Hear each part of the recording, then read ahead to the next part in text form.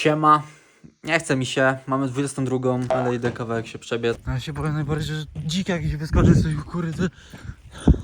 Wtedy nawet nie ucieknę raczej. Chociaż jak zapnę kurde na trzeci bieg. W sumie mam dzisiaj tylko 20 minut biegu. Nie jest to dużo, ale już nie odpuścimy tego planu. Musimy cały plan wykonać. Tylko trochę to wszystko scary wygląda. Że jakbym teraz tu kogoś zobaczył w tej kukurydzy, no bym się zesrał chyba. Lepiej będzie biec niż iść, bo jak coś wyskoczy, to przynajmniej szybciej ucieknę. A po co mi to? Nie wiem. Na wsi człowiek chce wybiegać. Idźcie na polu. Po 15 minutach w ciemności jesteśmy. Nowa cywilizacja.